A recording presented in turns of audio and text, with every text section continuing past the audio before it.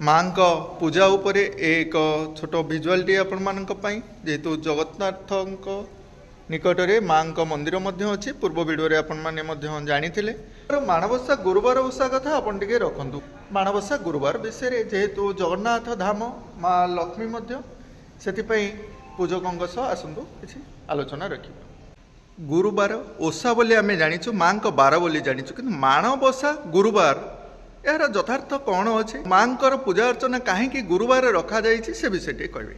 जय जगन्नाथ। माँ महालक्ष्मी आद्याशक्ति सकल जननी माँ महालक्ष्मी महालक्ष्मी प्रभु विष्णु घरणी बा जगन्नाथंकर मामांगी महालक्ष्मी आमे महालक्ष्मी विषय कहया गले आमर पूर्व कालर कथा मन पड़े जहाँकि सत्यजुगर कथा सत्यजुगरे माँ महालक्ष्मी गोटे व्रत बा सुदुषा व्रत गुरुवार माणबसा गुरुवार बोली आमे जहाँ कहू माणबसा गुरुवार विषय कहया हेले श्रिया चंद्राळुनी कथा आमर मन को आसे बा आमे शुणी थाउ पुराण पृष्ठारु जहाँकि नारद कही अछंती बुझाई अछंती जे गोटे व्रत जहाँकि महालक्ष्मींकर ओषा माणबसा ओषा माणबसा ओषा करी श्रिया चंद्राळुनी वित्त धन धान्य अभिवृद्धि होइथिला बा एई गुरुवार ओषा करी महालक्ष्मींकर नाम कीर्तन करी बा ओषा करी व्रत करी से केमती विष्णुलोक प्राप्ति होइथिला मांकर पाख मंडन करिथिला से विषय आमे पुराण पृष्ठारु जानी अछु। आ महालक्ष्मी माँ सकल जननी माँ पड़ीदात्री तांकर ए गुरुवार ओषा समस्ते पालन करुछन्ति महालक्ष्मींकर कृपा लाभ करंतु। आम जो गुरुवार श्रिया चंडालुणी कथा रखिले माँ कौन गुरुवार दिन जाइए श्रिया चंडालुणी निश्चित गुरुवार ओषा माँकर हूँ आद्य ओषा बा प्रथम ओषा बा सबुठारु बड़ ओषा माँकर है गुरुवार ओषा गुरुवार ओषारे समस्ते ब्राह्मण ठारू चंडाल पर्यंत समस्ते ओषा व्रत करुछन्ति बा करन्ति तेणुकरी माँकर से हूँ बहुत श्रद्धार सहित माँ से ओषारे गुरुवार माणबसारे निश्चित भाव में माँ आविर्भूता होती आ पद्मपुष्परे माँकर भारी श्रद्धा माँकर पद्मपुष्प द्वारा पूजा अर्चना करा जाए माँकर जो माण बसे से पद्मपुष्प देई श्रिया चंडालुनी पूजा करुथिला बोली माँ से श्रद्धारे से जगह को जाइथिले आउ से पुराण पृष्ठारे वर्णित अच्छे आमे माने जानिअछु। श्रिया चंडालुणी से जगत जननी जापारती माँ आमर श्रिया चंडालुणी घर को ताले भक्त माने कहीं जाऊना ये भक्त माने कहते आज गुरुवार माणबसा गुरुवार ए छुआ अछुआ भेदभाव बहु परिमाण में माँ मैंने रखुंट आज्ञा से विषय छुआ अछुआ जो भेदभाव रही आद्य काल रही वर्तमान प्रथा नुहे आमे ताकू बहुत परिमार्जित करियछु वर्तमान जुगरे आमे ताकू बहुत परिमार्जित कर चलीछु आउ छुआ छुआ भेदभाव जो समस्त मन मध्य रही माँ लक्ष्मी श्रीक्षेत्र रे उठाई देइछन्ति। माँ लक्ष्मींकर ए व्रतरु प्रभु जगन्नाथ बलभद्र सांगरे गोटे कली होइथिला जहाँकि आमे समस्ते लक्ष्मी पूजा व्रत माणबसा बही गीतरु आमे जानू महालक्ष्मींकर कोपरु बा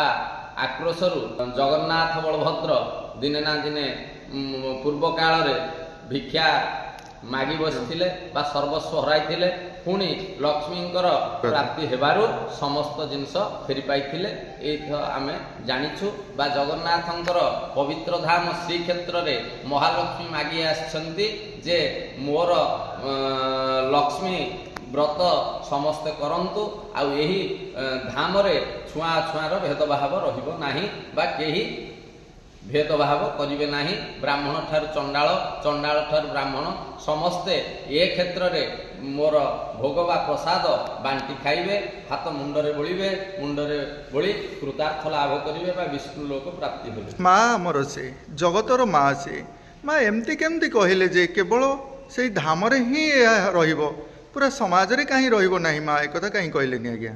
जहा कि पूर्व काल रे जहा होई आसी अछि आमे ताकू यथार्थता ग्रहण करूछु बा किछि किछि आमे परिमार्जित करूछु। वर्तमान सभ्य समाज रे वर्तमान रो सभ्य समाज याकू निश्चित भाव रे किछि किछि भेदभाव दूर करी चालिछि। आमे जहाँ जानिलु प्रभु जगतनाथ जगन्नाथ माता अछंती जे श्रिया चंडालुणी घरे प्रसाद पाइथिले बा पूजा पाइथिबारु तांको प्रभु जगतनाथ जगन्नाथ बलभद्र घरु विताड़ित करथिले श्रीमंदिर।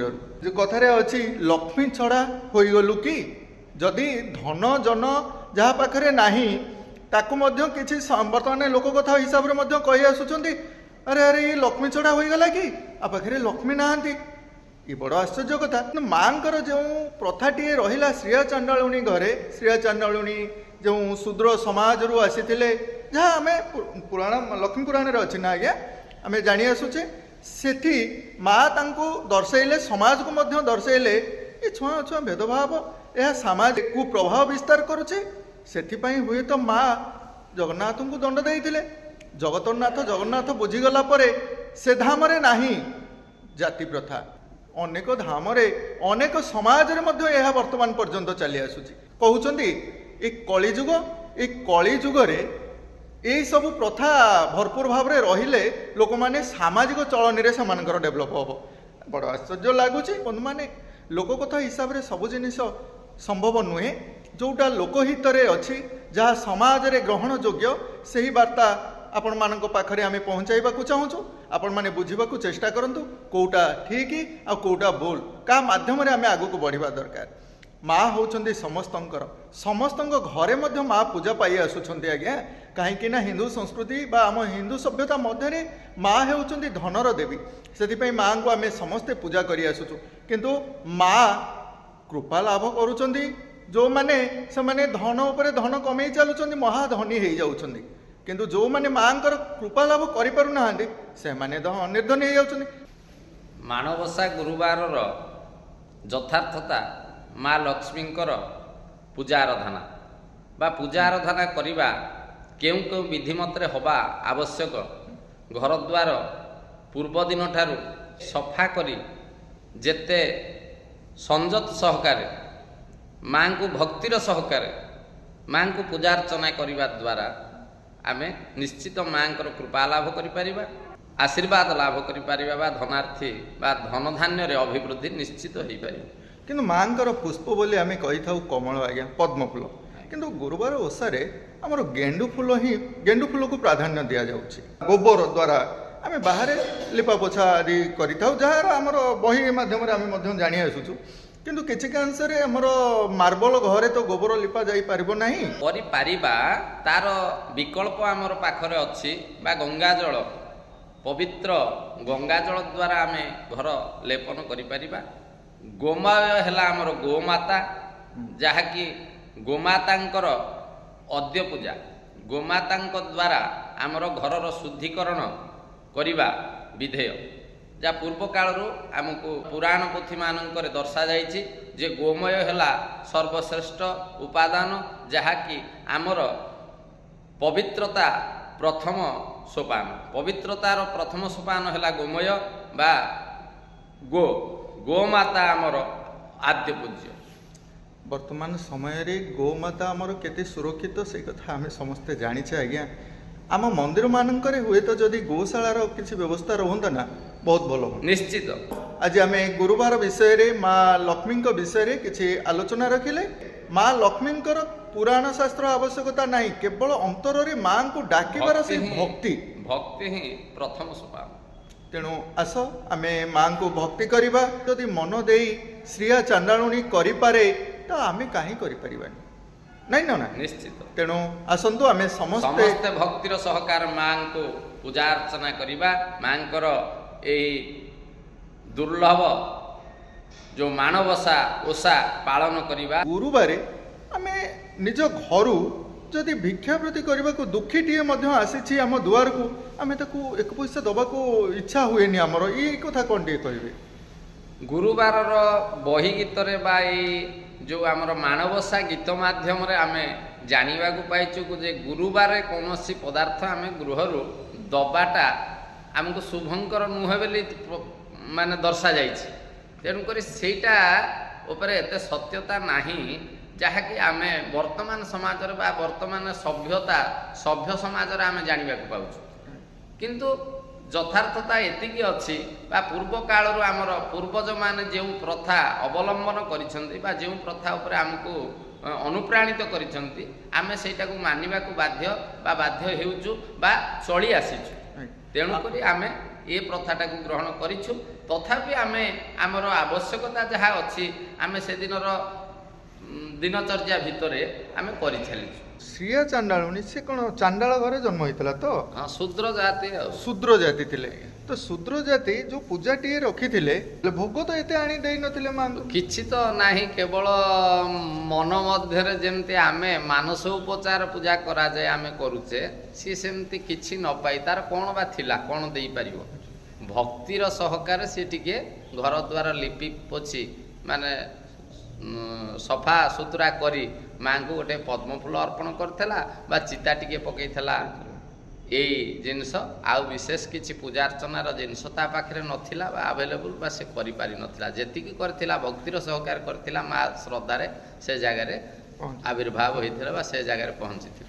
ମା ଜାଣିପାରନ୍ତି ନା ଶ୍ରିୟା ଚାଣ୍ଡାଳୁଣୀ ପରି କ'ଣ ଭକ୍ତ ନାହାନ୍ତି କି ଆମର? ଭକ୍ତ ନିଶ୍ଚିତ ଯୁଗେ ଯୁଗେ ଅଛନ୍ତି, ସବୁବେଳେ ଅଛନ୍ତି। ହଁ, ତେଣୁକରି ଆମର ସଂସାର ବହୁତ ବଢ଼ିଗଲାଣି। ସେତେବେଳେ 10 ଜଣ ଲୋକରେ ଜଣେ ଭକ୍ତ ଥିଲେ, ବର୍ତ୍ତମାନ ଲକ୍ଷେ ଲୋକରେ ଜଣେ ଭକ୍ତ। ସେଇ ହିସାବରେ ଭକ୍ତର ସଂଖ୍ୟା କମିଛି, ଭକ୍ତିର ସଂଖ୍ୟା କମିଛି। କେବଳ ଆମେ ମୂଢ଼ ମାନବ ଅଧିକା ହେଇଛନ୍ତି, ଯାହାକି ମ୍ଲେଚ୍ଛ ମାନବ ବୋଲି ଆମେ ମ୍ଲେଚ୍ଛ ସଂହାରଣ ମାଳିକା ବର୍ଣ୍ଣିତ ମ୍ଲେଚ୍ଛ ସଂହାରଣର ଯେଉଁ ଉଦାହରଣ ଠାକୁର ରଖିଛନ୍ତି ବା ଆମର ମହାପୁରୁଷ ରଖିଛନ୍ତି ମ୍ଲେଚ୍ଛ ସଂହାରଣ, ଆମେମାନେ ସବୁ ମ୍ଲେଚ୍ଛ ଆଜିର ଯୁଗରେ। କାହିଁକିନା ଆମେ ସେ ଭକ୍ତି କରିପାରିବା ନାହିଁ ବା ଆମମାନଙ୍କ ମଧ୍ୟରେ ସେ ଭକ୍ତ କାହିଁ କେଉଁଠି ଗୋଟିଏ ଅଧେ। ନାଇଁ ଆଜ୍ଞା, ଭକ୍ତି କରିପାରିବା। ସତ୍ୟ ନଥିଲେ କ'ଣ ଆମେ ଏ ପର୍ଯ୍ୟନ୍ତ ଏମିତି ଆଗକୁ ବଢ଼ିଥାନ୍ତି? ଭକ୍ତର ଭକ୍ତି ସିଏ ଭଗବାନ ହିଁ ଜାଣିଥିବେ। ସକାଳ ହେଲେ ଫୁଲ ପାଇଁ ଝଗଡ଼ା ହୁଏ। ସକାଳ ହେଲେ ପ୍ରଥମେ ପଡ଼ୋଶୀଙ୍କ ମଧ୍ୟରେ ଫୁଲ ପାଇଁ ଝଗଡ଼ା। ମୋ ଫୁଲ ଗଲା କୁଆଡ଼େ? କମ୍ପିଟିସନର ଯୁଗ ବର୍ତ୍ତମାନ, ଭକ୍ତିର ଯୁଗ ନାହିଁ। ପୂଜା କରିବା ପାଇଁ ତ ମୁଁ ମୋ ଠାକୁରକୁ ଅଧିକ ଫୁଲ ଦେଲେ ଠାକୁର ମୋତେ ଆଶୀର୍ବାଦ କରିବେ। ତ ଏ ଯେଉଁ ଚିନ୍ତାଧାରା ନେଇକିରି ନନା ସକାଳୁ ଉଠିକିରି ଏ ଯେଉଁ କଳି ଝଗଡ଼ା କରି ପୂଜା ଅର୍ଚ୍ଚନା କରାଯାଉଛି, ଆ ବିଷୟରେ କ'ଣ କହିବେ? ଏହା କ'ଣ କଳିଯୁଗ ପାଇଁ ଆଜ୍ଞା? ଏଇଟା ହେଉଛି ଭକ୍ତିର ଯୁଗ ନୁହଁ, ଏଇଟା ହେଉଛି କଣ୍ଟ୍ରେଷ୍ଟର ଯୁଗ, ଏଇଟା ହେଉଛି ମାନେ କମ୍ପିଟିସନର ଯୁଗ। ହଁ, ତା ଘରେ ଏମିତି ପୂଜା ହେଉଛି, ତା ଘରେ ଏତେ ଠାକୁର ରହିଛନ୍ତି, ମୋ ଘରେ ମୁଁ ଏତେ ଠାକୁର ରଖିବି। କିନ୍ତୁ ଠାକୁର ପାଖରେ ଭକ୍ତିର ସହକାରେ ସମୟ ନାହିଁ ଆମକୁ ଭକ୍ତିରେ ଟିକେ ପୂଜା କରିବା ପାଇଁ, ବସିବା ପାଇଁ ବା ନାମ ନେବା ପାଇଁ। କିନ୍ତୁ ଠାକୁର ବହୁତ, ଭକ୍ତି ନାହିଁ, ଭକ୍ତିର ଅଭାବ। ତେଣୁ ମା ମାନେ ହୁଅନ୍ତୁ ବା ସମସ୍ତ ସମାଜର ଆମର ସମସ୍ତ ଭକ୍ତମାନଙ୍କ ପାଇଁ ପଦେ ସମସ୍ତେ ସକାଳୁ ଉଠି ପ୍ରଥମେ ନିଜକୁ ଏକାଗ୍ର ଚିତ୍ତ କରନ୍ତୁ, ତାପରେ ଭଗବାନଙ୍କ ନାମ ଜପ କରନ୍ତୁ, ତାପରେ ବାହାରକୁ ଆସନ୍ତୁ ନା, ଦେଖିବେ ଦୁନିଆଟା କେତେ ସୁଖମୟ ହେଇଯାଇଛି। ନା କ'ଣ କହୁଛନ୍ତି? ନିଶ୍ଚିତ ନିଶ୍ଚିତ। ହଉ ଆଜ୍ଞା, ବହୁତ ବହୁତ ଧନ୍ୟବାଦ।